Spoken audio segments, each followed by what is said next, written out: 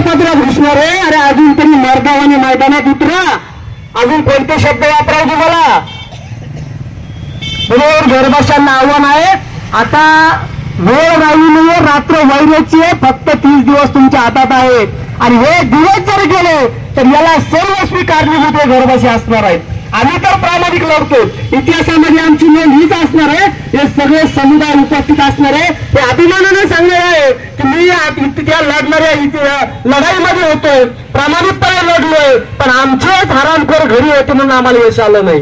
किमान अभिमानाने चालू तरी, अभिमानाने आम्ही आमच्या घरात आमच्या लेकरबाळांना सांगू तरी की शेवटपर्यंत लढलो, पण आमचेच हरामखोर आम्हाला साथ द्यायला आले नाही म्हणून हरलोय. हरल्याचा बी अभिमान बाळगू आम्ही, कारण आम्ही घरी बसलो नाही हा आमचा अभिमान आहे.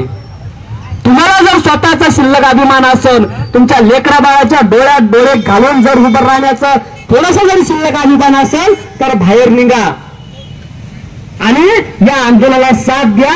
अरे हे येडे आहे का? याला की लेकरं बाळ आहे का नाही यांचा? आमच्या काय जोजारे सरांचा मुलगा या ठिकाणी परवा दिवशी त्यांना बघण्यासाठी इथं आला.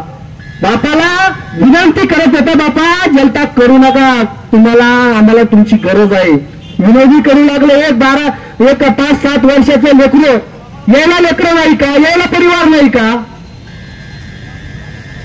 पाणीच का? आम्ही का ठेका घेतला का या सगळ्या करायला गोष्टी करायला? अरे आम्हाला आमदारकी काही लढायची नाही आहे.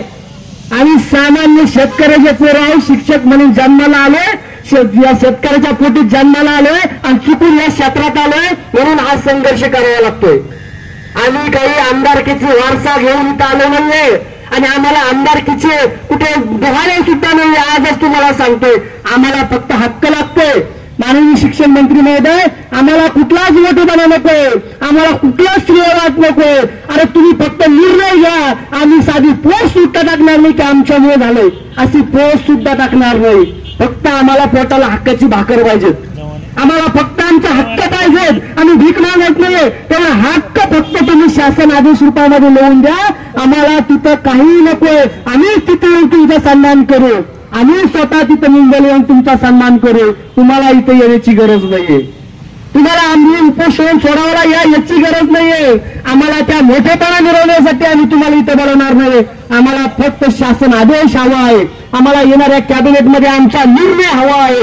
तरच आम्ही उपोषण मागे येणार आहे. नसता आमचा जीव गेला तरी वेळ पण आता माघार नाही. आणि जर या 3 बांधवांना काही झालं, तर माझे आव्हान आहे सरकारला, महाराष्ट्र पेटल्याशिवाय राहणार नाही. समजा महाराष्ट्रात आग लागल्याशिवाय राहणार नाही. जर महाराष्ट्रातल्या या शिक्षकाला तुम्हाला रस्त्यावर उतरू जायचं नसेल, या महाराष्ट्रातल्या शिक्षकांच्या हातात आतापर्यंत फक्त खडूपाळा बघितला, वक्राचं रुग्ण कधी हातात येईल हे मी व्यक्ती सांगेल तुम्हाला आता. आणि ते जर येऊ द्यायचं नसेल तर या बांधवांचा विचार करा, याची काळजी घ्या आणि तात्काळ निर्णय घ्या. एवढी शेवटची विनंती करतोय आणि या ठिकाणी थांबतोय. जय हिंद, जय महाराष्ट्र.